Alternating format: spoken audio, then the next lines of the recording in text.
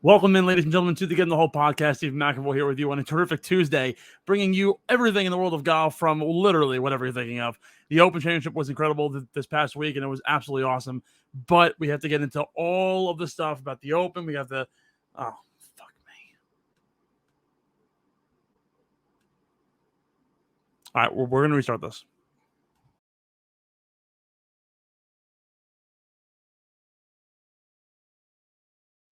Welcome into Get in the Hole from the Underground. Steve McAvoy here joining you on a terrific Tuesday. Thank you so much for joining in and listening, however you're listening, and wherever you are watching here, hopefully on YouTube. You be sure to follow us on Twitter and Instagram at Get in the Hole Pod, Facebook.com/Get in the Hole. Give us a like, follow there. Subscribe to us on YouTube on the Underground Sports Philadelphia channel. Just search Underground Sports Philadelphia on YouTube. We're almost at 200 subscriber mark. Really important for us to get these live episodes out as well. And of course, follow us all over Underground Sports, Facebook.com/Underground Sports PHI, Twitch.tv/Underground Sports PHI, and on Twitter and Instagram at Underground PHI. Once again, Steve McAvoy here, joining you every week in the world of golf. It's a Tuesday here in my basement.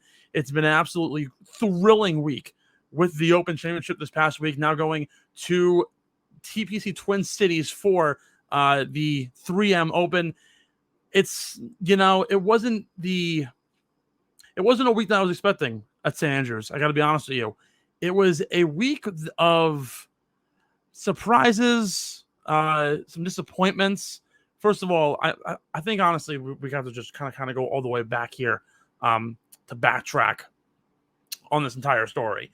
You're going into St. Andrews. It's obviously the 150th running of this event. The Open Championship has such like a powerful meaning behind it. Obviously, if you win, you are the champion golfer of the year. It kind of seems like the Open is the most important of all of them, being that you are in the founding place of golf. You're in the British Isles. You're in Scotland, especially at the home of golf, the Old Course, which has been around longer than the printing press. It seems like literally has been around since 1549. So it's the idea that you're going to play the Open. You're going to experience something so vastly different. Tiger Woods was in the field again, where he has been battling his obviously surgery since the February car accident. Played at the Masters, made the cut, was grueling his way through. Said, "I'm not playing the U.S. Open. I'm going to focus in on St. Andrews." Missed the cut, unfortunately. We're going to get more into Tiger Woods in a bit, but Tiger's there. Obviously, the controversy with Liv. You're coming to the home of golf. Greg Norman wasn't invited to the dinner party. Phil Mickelson didn't want to go to the dinner party. There's a lot of different things that were kind of all messed up, and of course, it all kind of culminates with the final pairing on Sunday: Rory Mcilroy, Victor Hovland, and all of a sudden, Cameron Smith. Of course, three non-Americans. Where last year, obviously, Colin Morikawa took home the Open Championship trophy, the Claret Jug. It was three international players and Cameron Young trying to fight their way through the winds of St. Andrews. It was cold, it was chilly, it was windy. It was a week that was full of surprises. And Cameron Smith, from 4 strokes down, I believe 8 birdies on the final day, 5 straight to begin the back 9, outshoots Rory, outshoots Cameron Young, and wins by a stroke at the Open Championship. And we're going to start there with Cameron Smith. He literally tore St. Andrews apart. The numbers here are incredible. He finished 20 under, which ties the lowest major score since DJ did it at the 2020 Masters. And obviously that was a whole different situation at Augusta, being that, of course, COVID canceled the April event. They wound up playing that in November, so the conditions were much different. 20 under par was much easier to score at Augusta then.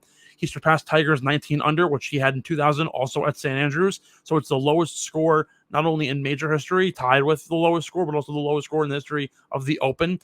His third round 73, he was T54 on the scoring day, on moving day. Guys were Victor Hovland found his way out in the number 1 spot. Rory went 4 under. A bunch of guys killed it on moving day. Cameron Young was out towards the lead. So 4 strokes back for Cameron Smith.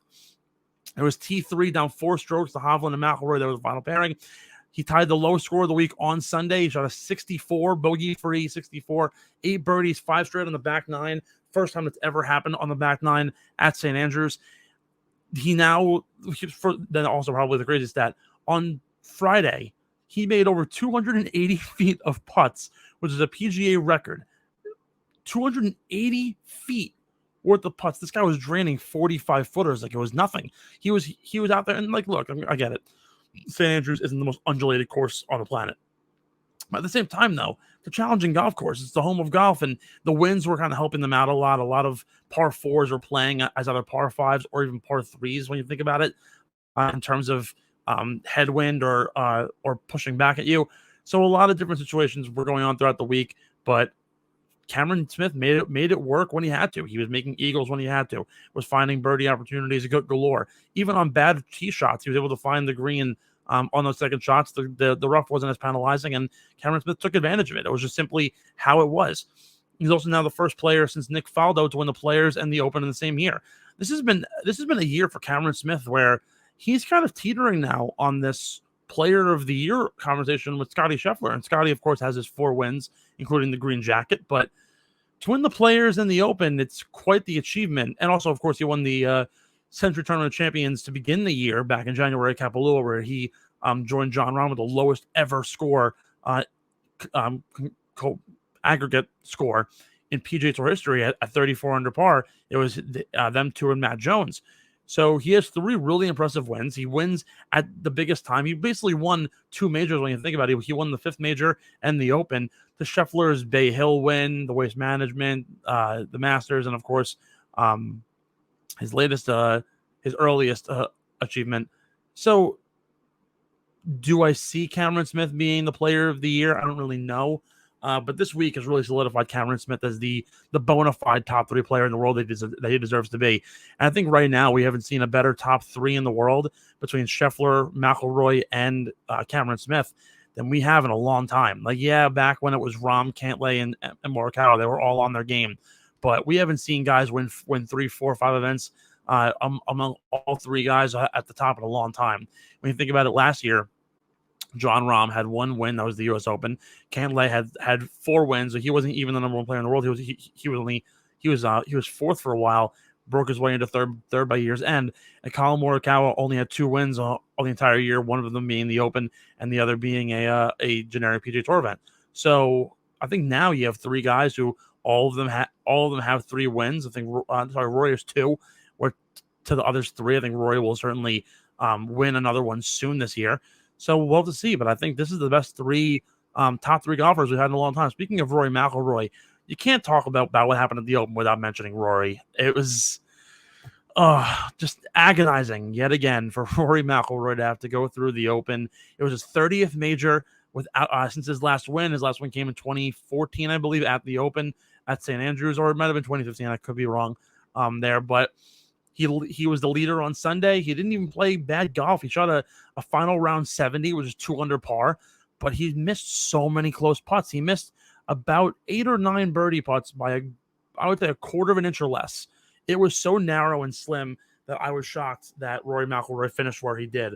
Obviously, Cameron Young was pounding the ball. Victor Hovland was playing very well, but Rory just simply wasn't able to get it done on the biggest stage. And Cameron Young really took advantage of Rory's poor play. And now has 5 top 5s this year, which is the second. It's the second of the major season. He finished in the top 5 for the PGA Championship.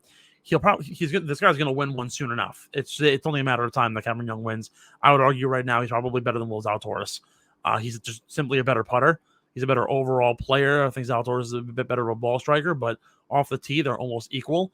It's just Cameron Young has the advantage where it matters the most, and that's on the putting surface. But yeah, Rory McIlroy, just 30 straight majors without a win, and it seems like it's kind of crazy because now at 34 years old, he's starting to climb up there. And obviously, this whole live golf thing, he's been the spokesman for the PGA Tour, and it seems like it hasn't willed him to a win yet since the RBC Canadian Open.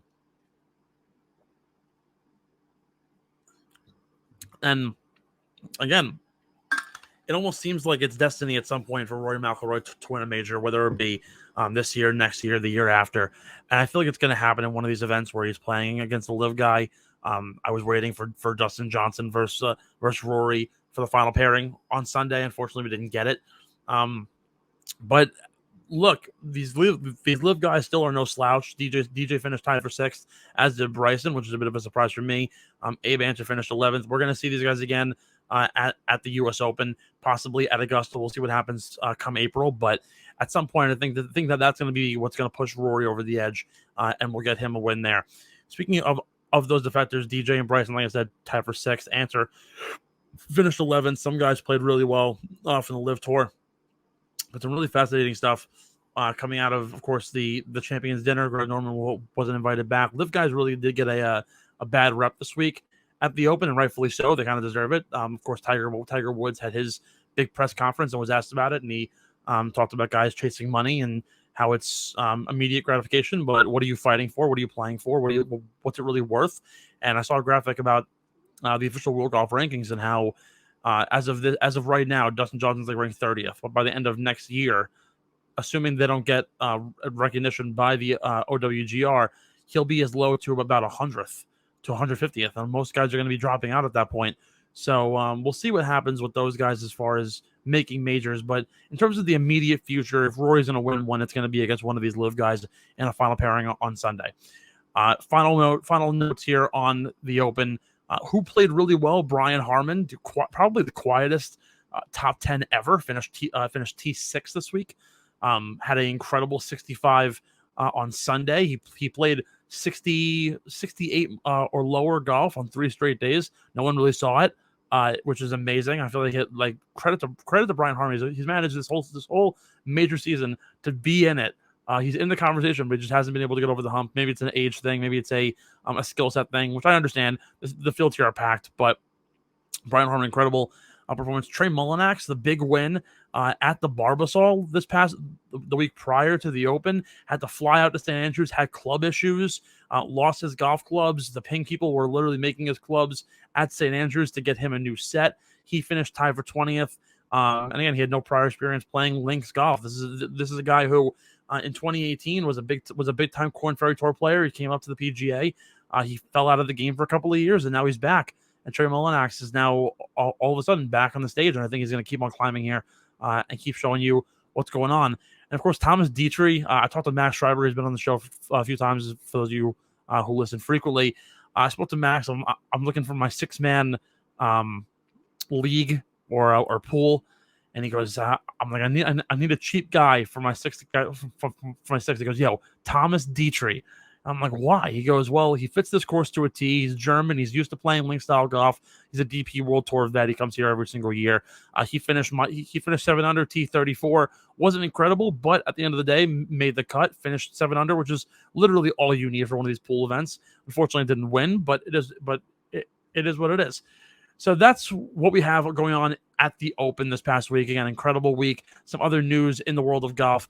Ches Reavie won the Barracuda Championship in Stableford style golf, something that I am still a proponent of on the PGA, incorporating into their schedule the Stableford style golf, where instead of stroke play and going minus, you go plus, where 1 point is a birdie, 2 points eagle, 3 points an albatross, 4 points, so on and so forth. -1's a bogey, and so on. So you actually go up in the standings there.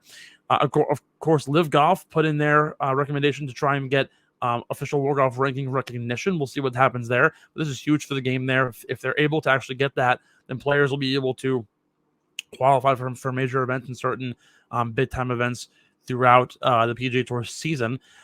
Speaking of Live, Sergio Garcia has announced he's going to be quitting the DP World Tour. He says he isn't feeling the love and will become a full-time Live participant. We'll see how that really turns his career on its side. And Billy Andrade will receive the Payne Stewart Award for sportsmanship and commitment to charity. I'm going to take a short break here, and when I come back, I'm going to bring you everything from St. Andrews and beyond, all about the 3M Open. We're going to break it all down for you here from the underground.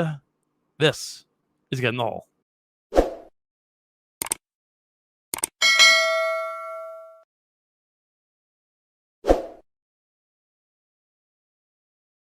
Welcome back in, folks. It's Getting the Hole here from the underground. Steve McAvoy joining you. John out again this week. I'm riding solo for this one. I totally forgot to mention that earlier on in the show from the jump. So me here riding solo in my basement. It's like 12:30 at night right now. Got to keep it quiet while the family sleeps, but it's totally fine. We're going to break down a little more on the Open. One final point that I didn't get to, and of course it's Tiger Woods and the story around how amazing Tiger Woods was this weekend.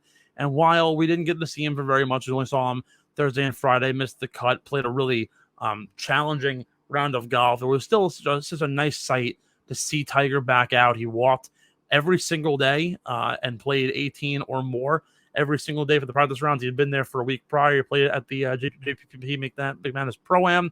He then went over to test out some local courses in the area, watched the Scottish, and then made his way to St. Andrews and was practicing. We saw him with Justin Thomas playing wedge games. This week it almost seemed like a shell shock moment. Now, I'm too young to have experienced Wayne Gretzky and Michael Jordan. I wasn't around for that era of athlete, and obviously those are two of the greatest players of all time in their sport. Now, I'm also growing up in an era where I'm watching guys like Shohei Ohtani and Mike Trout, and I watch Derek Jeter and LeBron James and Connor McDavid and Austin Matthews, and I'm watching these athletes who are just absolute megastars. Aaron Donald, obviously one of the greatest defensive players on the planet. Tom Brady, the greatest quarterback to ever play. I'm watching these guys, but in terms of golf and the relativity of what it means to be the greatest player ever, Tiger Woods is on a different level than Jack Nicklaus and Arnold Palmer and the like. Obviously, he's tied for career wins with Sam Snead. I don't think he's going to win another event. If it is, maybe an alternate event where he plays as a warm-up event, and it's just a really weak field, and he manages to come out on top. But I noticed this week the heyday of Tiger Woods is kind of out the window, and it was amazing when he did it when he did it in 2019, and he won the Masters after his major comeback the first time. I just don't see it this time around now. I think we're at that second bout, and he looks flushed. He looks damaged. He could still play his game fine. You still see a good drive and a really good short game. But the putter isn't there, which is something that we haven't seen from Tiger Woods in a very long time, possibly ever in his career. So Tiger Woods seems to be kind of over the hump. And I hate saying that, but it's kind of like watching the retirement party. And when he made his putt on the 18th green, walked over the bridge, kind of stopped for a moment, and waved his hat to the crowd and kind of gave that homage, and everyone started to stand up and cheer. It kind of felt like the passing of the torch. And off in the distance, Rory Mcilroy was on the first tee. He was watching Tiger as he walked off. He gave a little hat tilt to Tiger Woods as well. It seemed like he was going to retire. And obviously he didn't announce that afterwards. He didn't say that he was going to retire. I don't think he will retire. He's going to do exactly what Bobby Jones did late in his career, where he only played majors and played some high-profile PGA Tour events. Might play in the Players if he qualifies for it. Might very well play in some voice management or the Genesis Riviera. We'll have to see. That's something that we'll have to consider for later on. But we're at the point now where I think the greatest golfer of all time is over it. This is the retirement tour. This is going to be the few years where Tiger is going to kind of take it easy and not officially retire from golf, but at the very least, we're past expecting Tiger to win anything, and it's sort of a touching moment, because now we're seeing the new wave of golfers obviously thrive. We've seen guys for years now. Colin Morikawa, of course, is in elite company with Tiger Woods, is a 26-year-old with multiple major titles. Jordan Spieth obviously has his recognition back from his run in 2017. Rory McIlroy is there too, but now even Rory's getting towards the older crowd, and now we have the young stallions like Victor Hovland and Colin Morikawa, and now Cameron Young, of course, and Will Zalatoris, or bringing up the load as well as Scotty Scheffler. So it's nice knowing that Tiger Woods is getting the recognition he deserves for being, of course, the greatest golfer ever. But it's unfortunate that for the first time in my life, aside from maybe Tom Brady, but I didn't have an emotional connection to Tom Brady. I feel like Tiger Woods touched everybody, and a lot of people who are my age and younger, millennials and the like. If you ask them who are your top 3 favorite golfers, everyone's going to say Tiger, and it's because Tiger grew you up on the sport. Tiger was the appealing player in the 2000s, and he made golf relevant. And when I was 8 years old and getting dressed for school, SportsCenter would run, and all you would see is Tiger Woods wins the Masters, or Tiger Woods wins this. And it was the only time that A Block News was golf.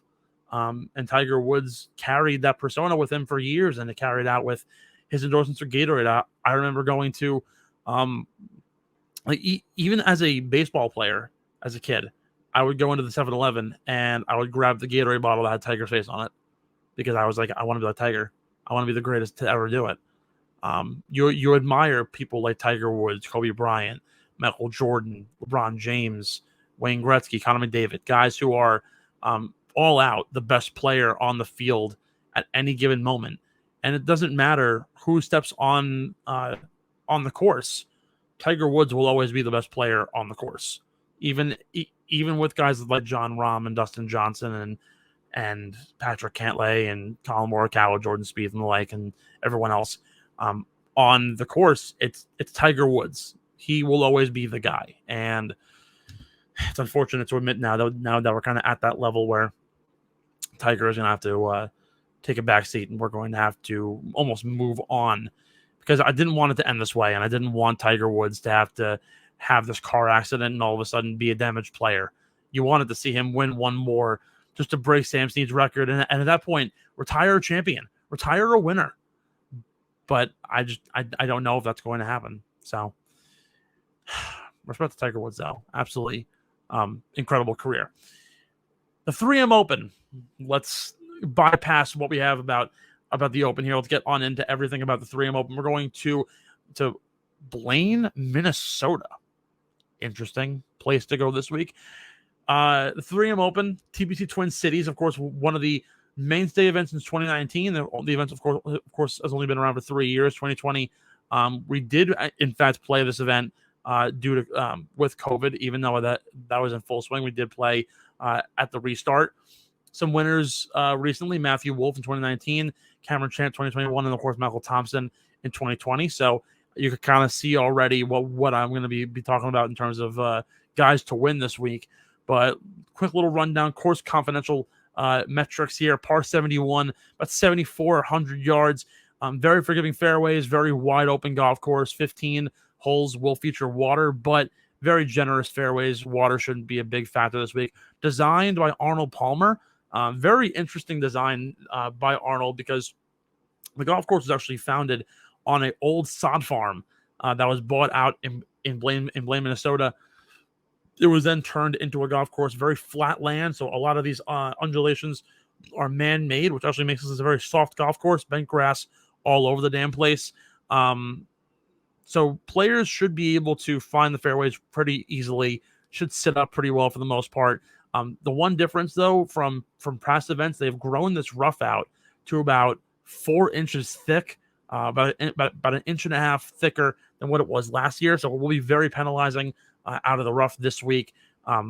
For reference here, 4 inches is like what we saw around Bay Hill back in the day. And obviously, you could probably hide a small village of Ewoks in that thing.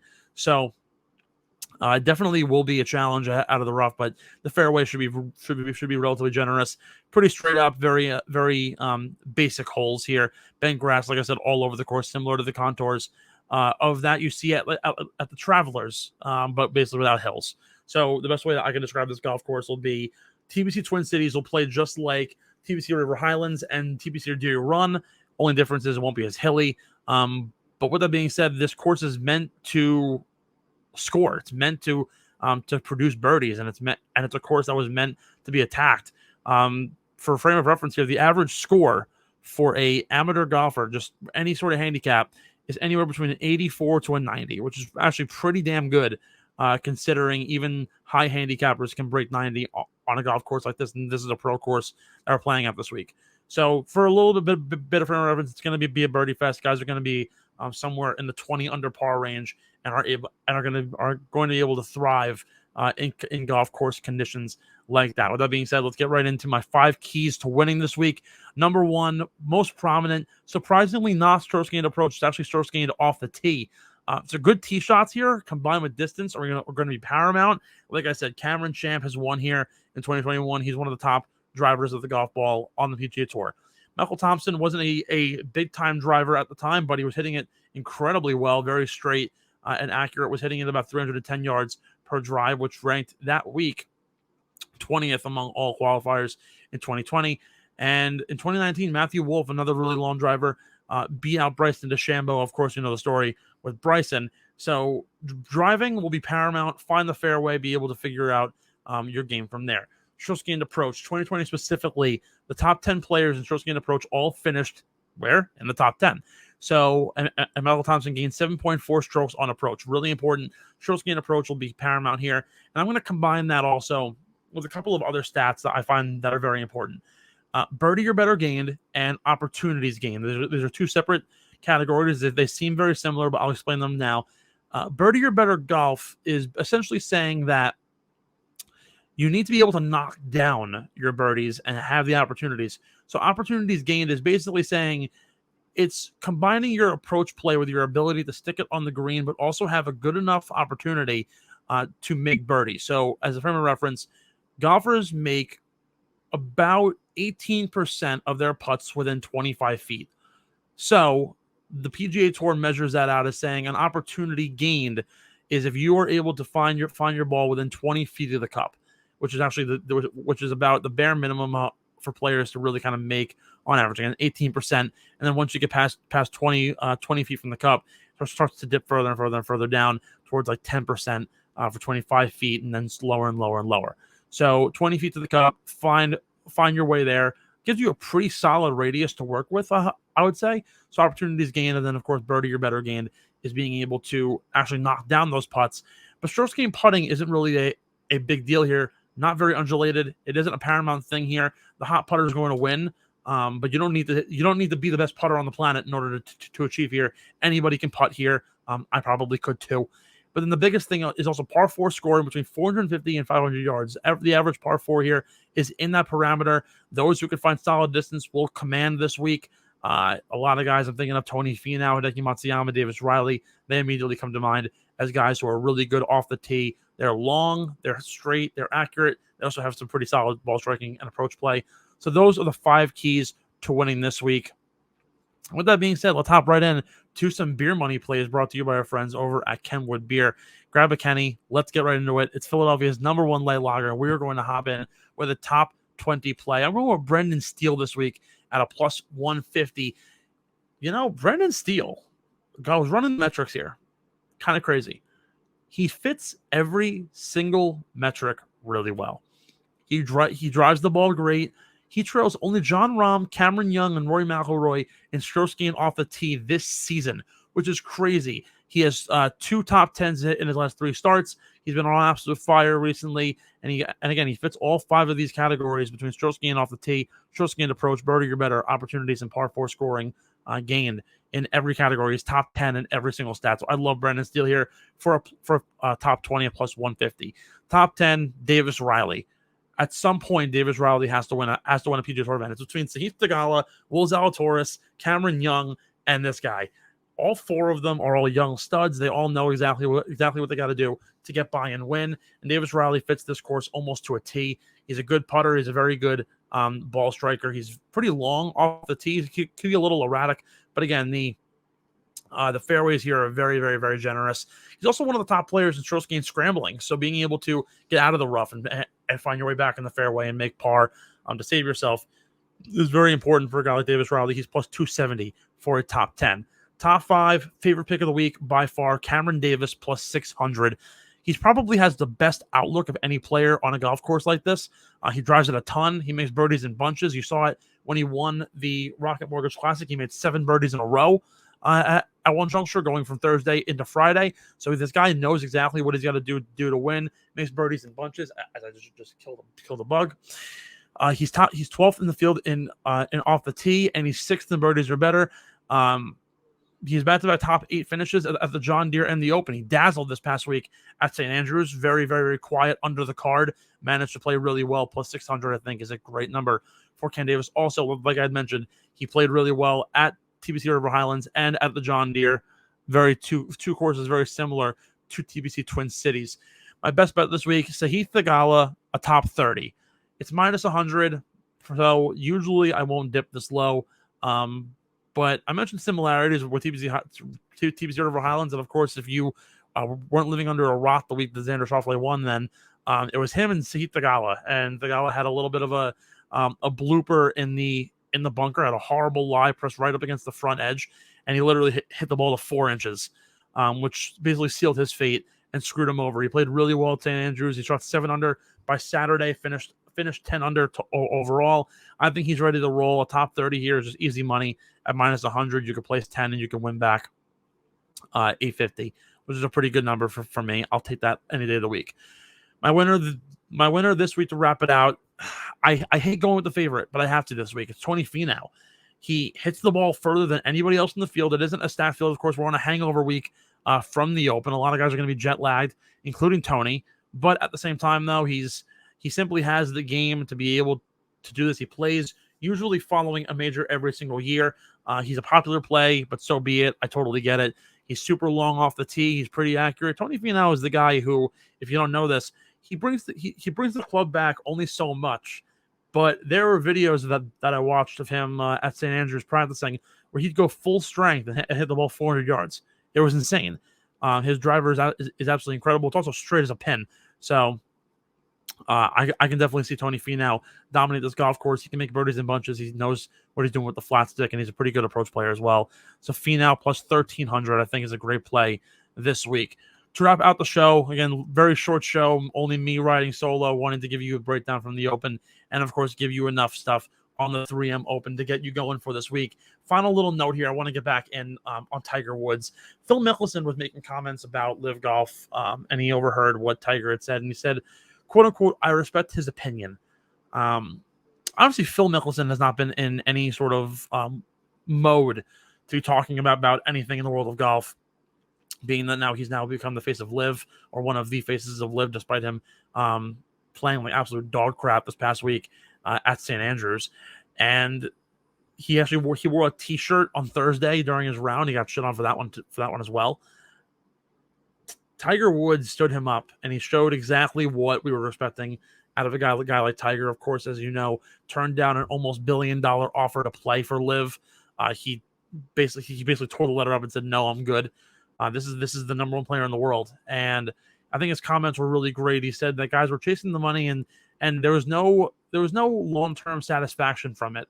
And Tiger was like, "I didn't win 82 events just to earn all this money." And of course, as you already know, Dustin Johnson and Phil Mickelson made more in their contracts than Tiger Woods has his entire career, as has Bryson DeChambeau and others when they took their contracts. So, you know what? If these guys want to take their money, I've been waiting for Tiger Woods to give his take, and I think he said it really eloquently and perfect. And I think that's exactly what you're looking for in the face of golf. Of course, Rory Mcilroy has been on the front lines, basically being like the cannon the cannon man for all of this. But finally, we needed the guy to come out and finally say his piece. So I'm really proud of Tiger Woods coming out and giving us his 2 cents on what LIV Golf means to them.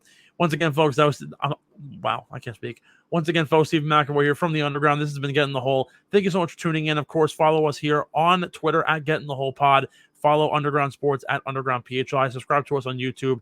Everything you've literally been looking at it from the ticker here. If you're watching us on Spotify, Apple Podcasts, or on YouTube, like, subscribe, comment, leave a 5-star review. Tell me at least how good I'm doing and how good this show is overall. Follow us on social. Keep up to date. We are pumping out content every single day. We're writing a lot more as well on the Underground Sports Philadelphia blog. So don't go anywhere. Enjoy it. Enjoy the week this week at the 3M. We're so close to the end of the PGA Tour schedule, which is kind of crazy to think about. We're so close to a playoff run. Once again, I'm Stephen McAvoy. You can follow me at Stephen McAvoy _ on Twitter and the Instagram machine. And until next week, we'll see you from the Underground.